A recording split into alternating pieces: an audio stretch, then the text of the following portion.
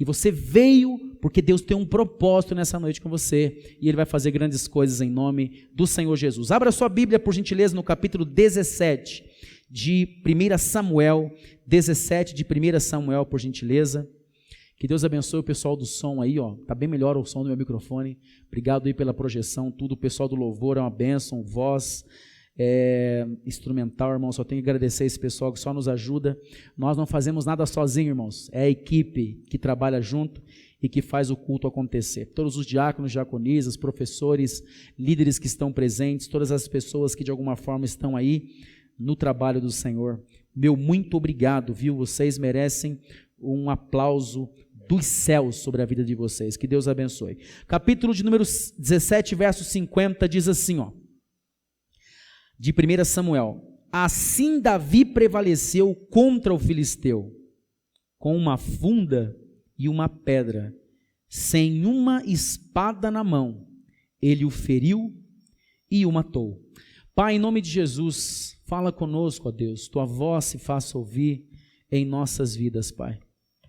Tua voz se faça ouvir, meu Deus, de maneira que nós jamais saímos daqui do mesmo jeito, meu Deus, mas saímos daqui transformados. Nós nos humilhamos diante de Ti. Meu Deus, nós reconhecemos a nossa dependência do Senhor, Pai. O que seria de nós, Deus, que se não fosse Sua presença, meu Pai? É tão bom, Senhor Deus, poder acordar pela manhã e falar contigo, olhar, Senhor Deus, ao redor da nossa casa, ver a nossa família e dizer, estão todos bem, minha casa está guardada pela Tua mão. Obrigado, meu Deus, por tudo isso, Pai. Iniciamos mais um ano com gratidão no nosso coração. Este ano, como eu disse na quinta-feira e na virada do ano também, vai ser, Senhor, o ano da obediência, Pai. O ano em que nós vamos priorizar, Senhor Deus, não a bênção financeira, não o dinheiro, não as coisas novas, mas acima de tudo, a obediência e a integridade a Ti. Que o Senhor nos ajude, Pai, que o Senhor nos ajude. Nós te pedimos isso em nome de Jesus. Fala conosco para a glória do Teu nome. Amém. Segure tua Bíblia um pouquinho, declare bem forte, diga: esta é a minha Bíblia, eu sou o que ela diz que eu sou, eu tenho o que ela diz que eu tenho, eu posso fazer o que ela diz que eu posso fazer, meu coração está preparado, minha mente alerta, diga bem forte, para receber a inerrante, indestrutível e poderosa palavra de Deus. Diga: eu nunca mais serei o mesmo a partir de hoje, em nome de Jesus, amém. Pode tomar o seu assento, por gentileza, se assente um pouquinho. É bem provável que a história de Davi seja uma das histórias mais conhecidas da Bíblia Sagrada. Talvez nenhuma outra história tenha sido tão contada às nossas crianças, a nós quando éramos crianças, como foi a história de Davi, pela singularidade da história, pela forma como essa história se desenvolveu, desde o momento em que Davi foi ungido lá no meio do pasto, no meio dos animais, as ovelhas, desde o momento em que ele foi ungido até o momento em que ele assumiu o trono de Israel e foi até os dias de hoje considerado o maior rei que Israel já possuiu. Quando eu olho para a história de Davi, irmãos, eu encontro uma série de coisas que poderiam ser temas de uma série de mensagens. Mas hoje nós separamos um pequeno espaço da história surpreendente de Davi para falarmos um pouquinho sobre esse espaço, sobre esse recorte da história dele, que tem muitos aspectos que me chamam muito a atenção, e é isso que eu gostaria de compartilhar com você. Mas antes de nós entrarmos nos meandros do texto que eu acabei de ler, eu acho que é importante a gente fazer um momento recapitulação do que foi a história de Davi, o que aconteceu com ele, por que Davi se tornou um homem tão importante na história do mundo, não só na história cristã, irmãos, na história judaica, na história do mundo. Davi foi um homem que mexeu com as estruturas da história. Por que razão? Há muitos motivos, mas eu quero compartilhar com vocês alguns pontos primordiais. Por exemplo, quando Davi foi ungido rei, ele foi ungido contra todas as expectativas esperadas, porque quando Samuel, que era o profeta na época, foi até a casa de Jessé, enviado por Deus para ungir um dos filhos de Jessé, que seria o futuro rei, ele foi na escura, sabendo que um dos filhos iria ser rei, Um deles, o Senhor daria direção para que ele ungisse, mas Deus não disse quem era. Ele simplesmente disse, vai lá que um dos filhos de Jessé é um que eu escolhi para ser o futuro rei de Israel. Por que razão? Porque Saul já havia rejeitado a Deus, ele já tinha rejeitado, não tinha mais o que se fazer. Saul tomou atitudes, irmãos, inacreditáveis para alguém que havia sido ungido rei de Israel e colocado como autoridade daquele povo que era o povo de Deus. E tendo Saul tomado decisões precipitadas, equivocadas e bastante, que comprometeram seu futuro, inclusive espiritual, sua eternidade, poderia assim dizer, Deus escolheu uma outra pessoa. Quem que ele escolheu? Davi. Só que a história, irmãos, foi bem interessante, porque quando Deus escolheu Davi, ele não falou para Samuel quem era. Ele simplesmente disse, vai até a casa de Jessé, e lá vou te mostrar quem vai ser o futuro rei de Israel, você vai ungir essa pessoa. Quando ele chega ali, os filhos de Jessé já estavam preparados, irmãos. É bem provável que Samuel mandou um WhatsApp para Jessé dizendo assim, hoje eu vou aí na tua casa e eu vou ungir o futuro rei de Israel. O WhatsApp não tinha, mas tinha meio de comunicação. E ele estava esperando, tanto é que quando ele chegou, os irmãos estavam todos na casa esperando. E eles estavam todos esperando quem vai ser ungido rei, será que vai ser ou será que vai ser? Era durante o dia, porque durante o dia estava lá o Davi trabalhando no meio do pasto com as ovelhas. Sabe, irmãos, o que me chama a atenção? Deus não mostrou para Samuel para provar o próprio coração de Samuel também. Isso me chama a atenção, isso daria até uma mensagem. Porque Samuel ficou procurando, irmãos, e Deus chamou a atenção dele dizendo assim, não atentes para a aparência deles. Porque o homem vê o que está diante dos seus olhos, mas o Senhor vê o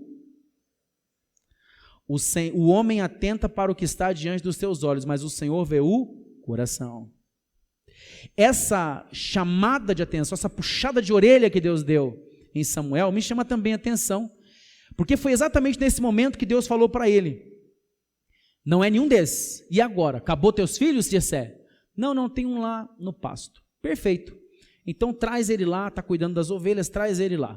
Não tinha tomado banho, não tinha se preparado, o menino estava lá sujo. Talvez ele até sabia que o Samuel ia lá ungir alguém, e ele não foi convidado para participar da reunião. E nem por isso ele ficou sofrendo, irmãos, por causa de traumas em termos de rejeição. Não que isso não seja uma coisa séria, isso é muito sério. Mas a gente percebe aí que Davi tinha uma estratégia de enfrentamento surpreendente para os reveses da vida. Ele tinha mecanismos de enfrentamento fora do comum. Tanto é que você percebe isso no comportamento dele, apesar da rejeição dos irmãos, ele não perde a postura, nunca. Ele não desanima. Pois é, ninguém gosta de mim. Não, de jeito nenhum. Ele mantém um posicionamento arrojado e corajoso. Quando ele entra dentro da casa, Jessé bate os olhos nele, a voz de Deus diz assim, é este mesmo, pode ungir. Samuel, a voz de Deus fala com Samuel, e Samuel unge a Davi. Sabe o que aconteceu depois da unção, irmãos, que Davi recebeu? Que o óleo foi derramado na cabeça dele? Nada diferente. Ele continuou do mesmo jeito. Ele continuou cuidando das ovelhas. Dali, do jeito que ele estava, ele voltou para o pasto e continuou fazendo aquilo que ele sabia fazer, que era cuidar das ovelhas, tocar a sua harpa, porque ele era um músico de excelência, porque depois ele tocou na presença do rei, você sabe disso? Ele era um músico de excelência, ele fazia uma terapia musical com as ovelhas, eu acredito. Ele tocava ali a sua harpa para poder relaxar a mente e o coraçãozinho das ovelhinhas de quem ele cuidava. E ele amava aquelas ovelhas de um jeito, irmãos. Tal era o amor dele que ele chegou a matar um urso para proteger as ovelhas, para você ter uma ideia. E a Bíblia Sagrada diz que depois disso, alguns eventos começaram a acontecer, e um deles foi este que eu acabei de ler aqui. Davi continuava na casa do seu pai Jessé, vivendo uma vida comum, como qualquer outra pessoa, um menino caçula na sua casa, quando de repente o seu pai pede a ele um favor. Na verdade não é bem um favor, dá uma ordem para o menino dizendo assim, vá até onde os seus irmãos estão, lá na guerra, aonde eles estão pelejando contra os filisteus, e leve a comida que eles precisam, porque eles estão lá um bom tempo e eles estão com fome. Então Davi fez aquilo que era o trabalho dele, como um menino mais jovem, ele não podia fazer parte do exército israelita, ele então leva a comida aos seus irmãos, e quando ele chega lá, ele se depara com uma das situações mais aterrorizadoras talvez da sua vida. E sabe, irmãos, o que me chama a atenção é justamente a atitude de Davi. Quando ele se depara com aquela situação, ele chega para entregar comida para os irmãos, de repente ele escuta alguém gritando, lá embaixo, no vale. Será que tem alguém de vocês aí que é macho o suficiente, seria assim hoje o discurso dele, para vir aqui me enfrentar? Será que tem alguém no meio de vocês aí? Eu não quero que o exército venha não, eu quero que vocês venham me enfrentar sozinhos, um só, sozinho, me enfrentar. Eu quero ver se tem alguém corajoso o suficiente. Irmãos, o povo de Israel, eles tremiam em suas bases, tremiam. Quando Davi se deparou com essa situação, olha o que ele disse. Ele olha para o povo de Israel, olha para o povo filisteu, e uma interrogação nasce na sua cabeça. Ele faz uma pergunta: quem é este incircunciso? Ele não diz assim, quem que é esse grandão? Quem é esse homem aí, fortão, com escudo, lança, guerreiro? Quem é esse guerreiro que está enfrentando? Ele diz assim, quem é esse incircunciso? Irmãos, o discurso de Davi é tão incrível, e me chama a atenção, porque quando ele diz isso, ele não está só chamando a atenção do gigante, usando a expressão incircunciso de forma pejorativa em relação a ele, porque ele não fazia parte do povo de Deus, mas ele também estava chamando a atenção do próprio exército israelita, dizendo assim, quem é este incircunciso? Vocês não perceberam? Nós aqui fazemos parte da aliança da circuncisão. Circuncisão, irmãos, era cortar o prepúcio, aquela coisa que você já sabe o que é. Eles todos faziam parte desse grupo de pessoas circuncidados que faziam parte, tinham uma aliança com Deus. Davi olha para aquele homem e dá um grito dizendo, quem é este incircunciso que vem afrontar o povo, o exército do Deus vivo? Quando ele faz essa pergunta, irmãos, o pessoal começa a caçoar dele. Alguns irmãos dele olham para ele e dizem assim, rapaz, você está louco? Você está tudo bem com você? Você está bem da tua cabeça? Então Davi, ele não muda, irmãos, a sua postura, ele não muda a sua atitude, ele simplesmente, irmãos, ele se propõe a enfrentar o gigante. Você consegue entender isso ou não? Você já parou para analisar uma situação dessa? A situação de Davi era absolutamente em desvantagem total em relação ao gigante, não tinha nenhuma possibilidade de Davi vencer. Ele não era guerreiro, ele não tinha, irmãos, nada nele que pudesse dar a ele a condição de vencer o guerreiro, Golias.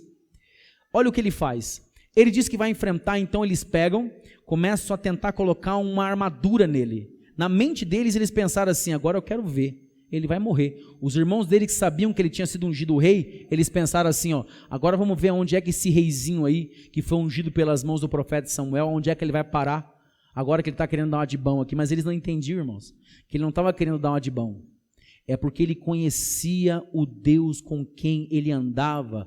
Glória a Deus por isso, ele conhecia Deus. Quando uma pessoa conhece o Deus com quem ele anda, irmãos, ele não sucumbe facilmente às adversidades da vida. O segredo de Davi não está, irmãos, numa personalidade forte, não está no estilo de personalidade diferenciado. O segredo da vitória de Davi não está em ele ter na sua genética uma construção genética bem estruturada, que dava a ele uma condição emocional mais bem resolvida para enfrentar esse tipo de coisa. Não, o segredo de Davi estava no seu relacionamento com Deus. Diga glória a Deus. O segredo de Davi estava na sua relação íntima, profunda com Deus. Ele nunca se julgou alguém perfeito, mas Davi tinha uma relação íntima e sincera com Deus. Ele andava com Deus. Quando ele olhou Golias, irmãos, ele enxergou sob uma ótica espiritual a realidade que estava acontecendo ali. Por isso que ele usou uma expressão que para eles tinha um valor significativo, tanto cultural quanto espiritual, que era a circuncisão. Ele disse, quem é este incircunciso? Quem é esse filho das trevas? Quem é esse que não tem compromisso com Deus, que vem afrontar a gente, que vive com Deus? Ele estava falando de si mesmo, porque ele sabia a vida que ele tinha com Deus. Quando ele fala aquilo, irmãos, tentam de algum jeito colocar a roupa nele e dar um jeito de ajudar o menino a vencer a batalha. Ele falou, não está servindo, não está dando certo, era muito pesado, era desajeitado. Ele falou assim, ó, deixa para lá, tira de mim essas coisas, eu vou por outro caminho. Ele foi, irmãos, pelo caminho da obediência. Aquilo que ele tinha na mão dele, e agora, irmãos, ouça a voz de Deus em nome de Jesus. Ouça a voz de Deus em nome de Jesus. O que Davi tinha habilidade para fazer, para usar, era um estilingue. A única pessoa que eu conheço que tem estilingue aqui, irmãos, é meu sogro. Ele tem um estilingue lá, guardadinho lá. Que a gente não usa, né? Está lá o estilingue. A funda, ela exercia o mesmo papel do estilingue, porém era um pouco mais difícil de manusear. Mas era uma borracha que espichava e jogava a pedra. Tinha um movimento, uma estratégia, uma tática, né? Uma técnica, melhor dizendo, para poder jogar a pedra. Davi não tinha força, não tinha experiência bélica e nem militar. Davi tinha humildade no coração dele, irmãos. Davi tinha simplicidade e, acima de tudo, ele confiava no Deus a quem ele servia. Você quer derrubar gigante 2020? Conhece o teu Deus e anda com ele. Não tem outro jeito, irmão. Não tem técnicas espirituais para tentar fazer você vencer. Viu? Mesmo que você esteja passando por um processo espiritual, eu tenho minhas reservas com esses processos de libertação, tenho, e um dia, irmãos, com mais tempo eu explico porquê, é um assunto muito sério e muito longo. Por mais que você esteja dentro de um processo desse, muitas pessoas, a vida deles não mudam, não porque, oh meu Deus, é muito pesado o que tem na tua vida, não é por isso. É porque, irmão, juntamente com o processo tem que vir um compromisso, e o compromisso que é o mais difícil. O compromisso, irmãos, com Deus, aquele compromisso que você é capaz de abrir mão dos teus prazeres, de abrir mão de si mesmo, de abrir mão das tuas próprias vontades, para ouvir Deus falar para você para onde você tem que ir, não é fácil, não é nada fácil. Mas Davi tinha essa disponibilidade de alma, ele vivia isso, era um estado de espírito nele, estado de mente, obediência a Deus, obediência. Ele tinha nas mãos uma funda. Por que Deus, irmãos, quando ele se pôs diante do gigante, já vou terminar, tá? O tempo está passando rápido. Por que ele, quando se pôs diante do gigante, o Senhor não falou assim, Davi, fica tranquilo, faz só uma oração aí que eu vou fazer o gigante ter um infarto do miocárdio, né? Eu vou fazer ele ter um acidente vascular cerebral, ele vai cair no chão ali morto. Deus poderia fazer isso? Mas Deus não tinha nenhum intuito, irmãos, de fazer esse tipo de coisa. No momento, não tinha. Deus queria que ele usasse, irmãos, a sua habilidade. Ele pega aquela funda, pega 5 pedras, e sabe por que eu tenho certeza que ele era habilidoso? Porque ele acertou a pedra no meio da testa do gigante. Sabe o que é isso, irmãos? Se você tem um estilingue na tua casa, fica bem longe e tenta acertar a pedra numa latinha. Hoje em dia não tem mais lata de óleo, né? Nem tem lata, é uma lata qualquer aí, sei lá, uma lata de Nescau. Tenta acertar de longe para você ver. Você tem que ter uma mira boa e muito treinamento. Ele, com a sua habilidade, ele pega a funda, ele gira e joga. Quando a pedra vai em direção ao gigante, irmãos, e foi certeiro, ele tinha uma habilidade assertiva impressionante. Foi na testa do gigante. O que me chama a atenção nisso, irmãos, e eu comentei na quinta-feira e vou falar novamente. Quando a pedra bate na testa do gigante, qual que é a lógica? O gigante tem que cair para trás. Primeiro, irmãos, que matar uma pessoa de 2,95 metros, 3 metros praticamente, com uma pedra, já é uma façanha miraculosa. Mas vai matar uma pessoa com uma pedra. Pega uma pedra e joga, nem que seja com estilingue, irmãos. Você pode machucar o sujeito, mas matar não. Ele joga a pedra e a pedra vai exatamente na testa do gigante. A Bíblia diz que o gigante caiu com o rosto em terra. Ele não acertou a nuca, irmãos, a Bíblia diz que foi a testa.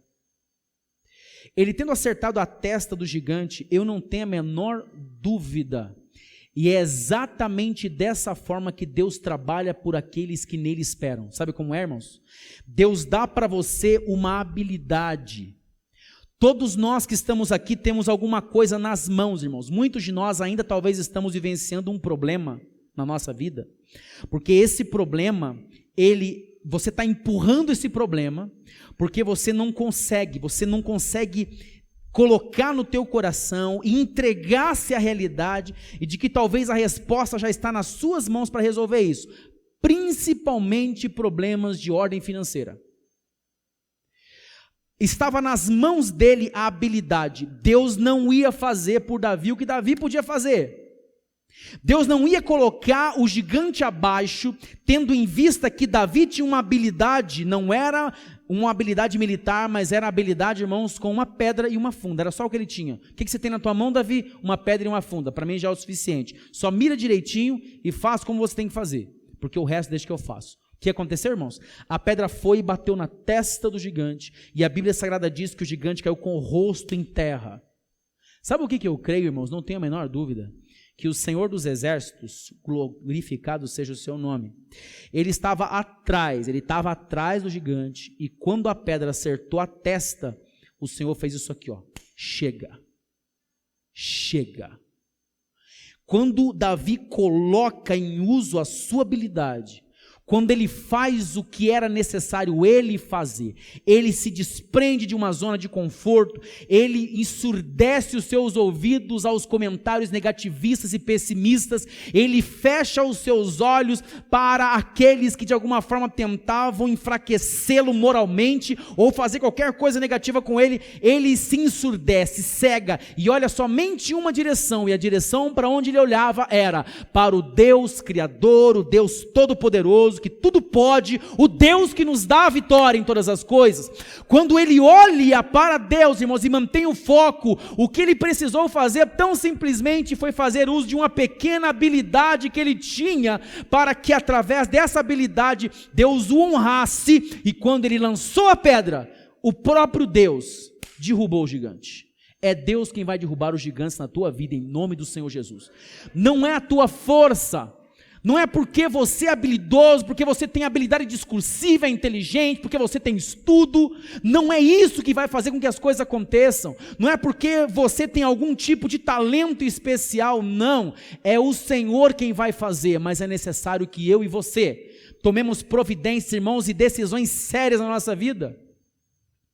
Tomemos decisões sérias nesse ano de 2020, e nós vamos parar, irmãos, em nome de Jesus, de reclamar do que não está acontecendo, começar a agradecer pelo que Deus já fez e tomar uma postura de pessoas vitoriosas em Cristo Jesus.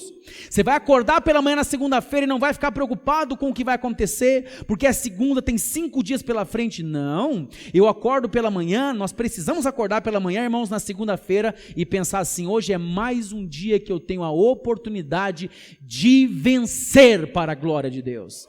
É mais um dia que eu tenho a oportunidade de ver a glória de Deus em alguém que vai ser curado, em alguém que vai receber a Cristo, em alguém que eu vou poder ajudar, em alguém que de alguma forma eu verei a presença de Deus, em algo que vai acontecer. E se não acontecer alguma coisa, irmãos, de bom, ou alguma coisa que eu considero ruim, na minha visão, na minha perspectiva pessoal, ou na sua é ruim, eu vou me lembrar de uma coisa: todas as coisas cooperam para o meu bem, porque eu amo a Deus e fui chamado segundo o seu propósito. Quantos acreditam nisso? Digam glória a Deus, irmãos. Todas as coisas vão cooperar para o meu bem. Agora, quando for para você pegar na sua mão a pedra e a funda, tenha coragem para fazer, porque Deus vai te honrar. Irmãos, para de ficar confuso. Quando você diz assim, ó, ai meu Deus, será que é para eu? Será que é para mim isso aqui? Será que é para mim? Você já teve vários indicativos de que é, mas mesmo assim você pergunta. Quando você faz essa pergunta novamente, você se desmerece. Você se enfraquece desnecessariamente. Não faz mais isso, não. Começa o teu dia sabendo que você está onde você está, porque Deus permitiu você estar ali. Mas eu não gosto de onde eu estou, quero mudar. Tudo bem? Vai, fala com Deus e diga: Senhor, me ajuda a usar a minha habilidade da melhor maneira possível. Porque se você está fazendo a tua parte, se você já tem habilidade com a funda, já pegou a quantidade de pedra suficiente, fica tranquilo, Porque não é você que vai merecer a vitória. É o Deus Todo-Poderoso que será glorificado através da tua vida. E você simplesmente vai dizer, Senhor, muito obrigado, porque eu venci em nome de Jesus. Sabe, irmãos, qual é um dos grandes problemas da igreja? As pessoas estão desistindo. Estão desistindo. Elas não acreditam mais em Deus, irmãos. O evangelho se tornou uma coisa muito técnica. Muito técnica. Para muitos estudiosos, para muitos teólogos. Eu preguei, irmãos, na semana passada, aliás, na virada do ano, na terça-feira, de terça para quarta, sobre a simplicidade de Deus. Deus é simples. Deus é simples. Deus não complica as coisas. Deus não fica, irmãos, criando pormenores desnecessários. Ele não complica nada, irmãos. Simplesmente sirva, faça o que você tem que fazer e espera a glória dele acontecer. Espera a glória dele aparecer. Você tem que ter mais paciência também. Seja mais paciente. Tranquiliza o teu coração. Opa, peraí. Puxa, não aconteceu ano passado o que eu esperava, então vai acontecer esse ano. Mas não aconteceu tudo, pastor, tem muita coisa para acontecer, eu estou esperando muita coisa, não tem problema. É um passo de cada vez, irmãos. Vai, dá um passo, dá outro passo. O inimigo vem e tenta derrubar você. Você olha para ele e fala, em nome de Jesus, fica aí no teu lugar. Na minha vida você não tem espaço, não, sai daqui em nome de Jesus e continua. E vai seguindo a sua vida, tranquilo. Lembrando que o Senhor está cuidando de cada detalhe da tua vida em nome do Senhor Jesus. Que a Bíblia Sagrada diz que você já venceu pelo poder do sangue do Cordeiro. Se nós, irmãos, não estamos dispostos a acreditar nisso, nós estamos perdendo um tempão aqui. Você podia estar fazendo outra coisa na tua vida. Podia estar fazendo outra coisa. Mas o convite que eu faço para você hoje é você fazer uso do que você está recebendo agora, em nome de Jesus. Fazer uso disso. Pegar essa palavra humildemente no teu coração. Opa, peraí. Eu preciso fazer o que é para eu fazer. Vai corajosamente. Porque o Senhor vai estar atrás do Golias, só esperando a tua decisão, dizendo, aí filho, agora você está preparado? Fica tranquilo que daqui eu cuido. Só faz o que você tem que fazer. Qual é a tua habilidade? Irmãos, Deus está respondendo muita gente aqui. Não deixa dúvida encontrar abrigo no teu coração. Qual é a tua habilidade? Ah, mas não pode. Deus não te deu essa habilidade para você pegar e jogar fora. Ele te deu por alguma razão. E Ele quer usar isso. Se coloque de pé em nome de Jesus, por favor.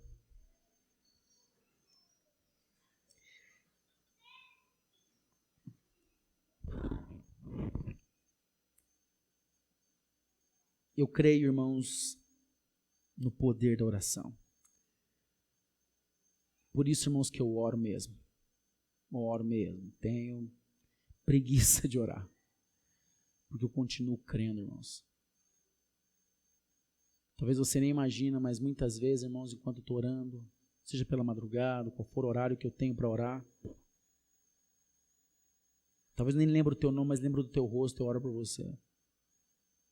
Mas vou guardar o nome de tanta gente nessa igreja, não tem como, né, irmãos? É difícil, mas eu lembro do teu rosto, lembro da tua família. E eu creio, irmãos, que a vitória vem por causa disso, irmãos. Não por causa de mim só não, mas porque nós temos muitas pessoas aqui na igreja que têm o mesmo comprometimento de oração. Por que você não se torna um desses também? Que se compromete a vir, por exemplo, terça-feira agora, irmãos, é o primeiro culto de oração do ano. Opa, peraí, terça-feira vou ficar em casa jogando videogame. Não.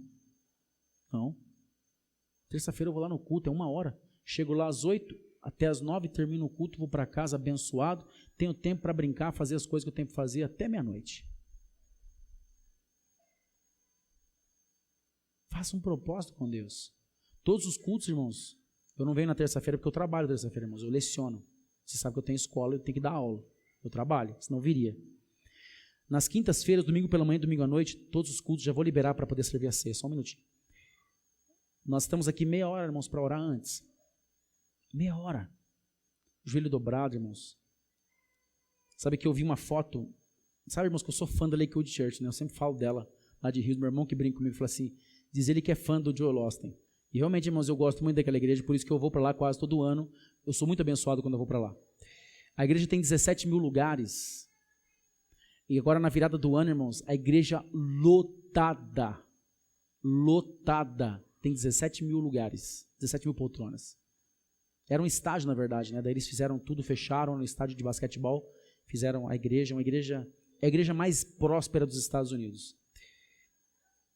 Todas as pessoas da igreja com o joelho dobrado, irmãos. Eu chorei quando eu vi aquela imagem. A esposa do pastor com 84 anos de idade, com o lenço na mão e chorando de joelho dobrado.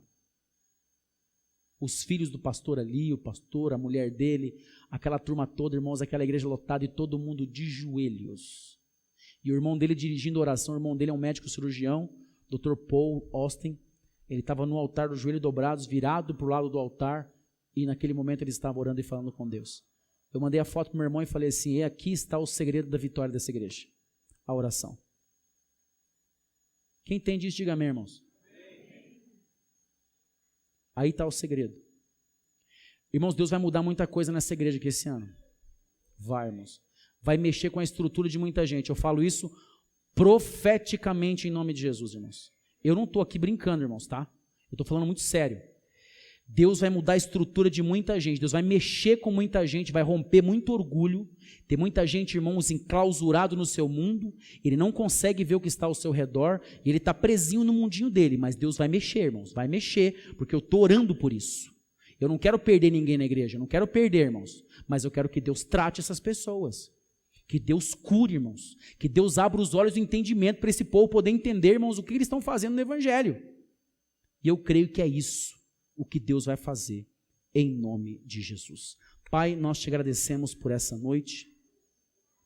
Senhor, eu creio que o Senhor é poderoso, Pai, para destrancar, Pai meu Deus, tudo que de alguma forma tenta nos prender.